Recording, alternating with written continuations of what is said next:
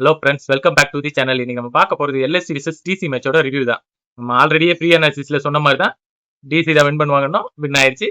அது போக வந்து பார்த்தீங்கன்னா எல்எஸ்சியால ஒரு 180 கூட போட முடியாது பேட்டிங்ல இன்னும். அதே மாதிரி தான் நடந்தது.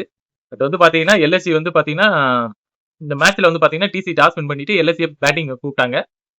எல்எஸ்சி பார்த்தீங்கன்னா நல்லா கான்ஃபிடென்ட்டாவே வந்தாங்க கைஸ். பட் பண்ட்டுக்கு சரியா படல. ஓப்பனிங் பண்ட் வந்தது பெரிய அதிர்ச்சி தான். எல்எஸ்சி ஓப்பனிங்ல பண்ட் வந்து பெரிய அதிர்ச்சி கைஸ். என்னடா இது பண்ட் ஓப்பனிங் எங்காவது நினைச்சோம். மார்க்ரம் இல்லாம பண்ட்டுக்கு பேட்லையும் படல, பாலும் வேஸ்ட் ஆகுது. அவருக்கும் ஒரு மாதிரி ஆகுது. இதுல வேற தேவையில்லாம ஒரு அவுட்டும் ஆயிட்டாரு. மிச்சல் மார்க்ஸ் ஸ்ட்ரைட்ல அடிக்க போய் அது ஸ்டெம்பிள் அடிச்சு பவுலர் கையில பட்டு ஸ்டெம்பிள் அடிச்சு அவுட்டும் ஆயிட்டாரு. ஒண்ணுமே பண்ண முடியல. பண்ட்டு போயிட்டாரு. அடுத்து வர்ற பிளேயர் மார்க்ரமா இருக்கட்டும், நிக்லஸ் புரனா இருக்கட்டும், யாருமே சரியா நிக்கல. நின்னு ஆடல கேம. நான் டாட் பால் வர வர வர வர சரி இவங்க எய்ம் பண்ணது 180 நினைச்சதுனாலயே நம்ம 160க்கு 170க்கு எய்ம் பண்ணியிருந்தாங்கன்னா கூட கொஞ்சம் அவங்களோட எக்ஸ்பெக்டேஷன் ஹெவியா வச்சுட்டு இறங்கிட்டாங்கன்னு நினைக்கிறேன் பேட்டிங். அதனால ரெண்டு வரலன்னு சொல்லி அடுத்தடுத்து விக்கெட் உள்ள ஆரம்பிச்சிருச்சு. உண்மையிலே லுங்கி இங்கிடி சரியான பால் கைஸ். நிக்கலஸ் புரனுக்கு போட்டாரு ஒரு பால், சரியான பால், சரியா போய் ஸ்டெப் கம்முன்னு அடிக்குது. தரமான போலிங்.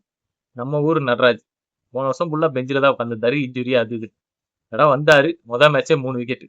இந்த ஐபிஎல்ல கலக்காலஜி தான். சும்மா கலக்குங்க அவ்வளவுதான்.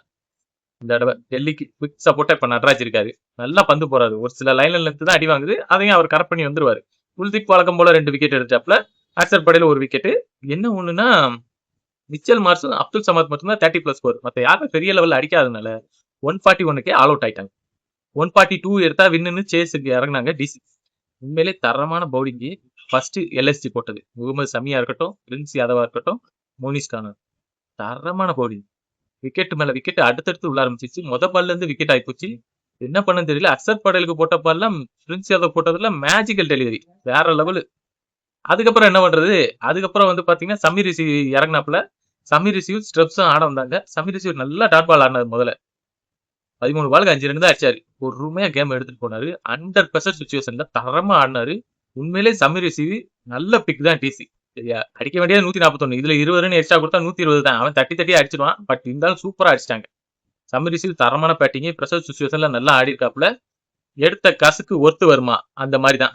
சிஎஸ்கே சொல்ல சிஎஸ்கே கொடுத்தாங்க கோடி கணக்குல. பட் அவர் அந்த டயத்துல ஒன்றும் பண்ண முடியல. இந்த தடவை அவர் வந்து அவரோட டேலண்ட்டை காட்டுறாரு. போக போக அவர் வந்து டிசி டீம்ல இம்பாக்ட் அப்பவே ஃபுல் டைம் இருப்பாருங்கிறது தெரிய வருது பேட்டிங்னா. சரியா வீடியோ பிடிச்சிருந்தா லைக் அண்ட் சப்ஸ்கிரைப் மறக்காம பண்ணுங்க ஃப்ரெண்ட்ஸ். நெக்ஸ்ட் ரிவ்யூல சந்திக்கலாம்.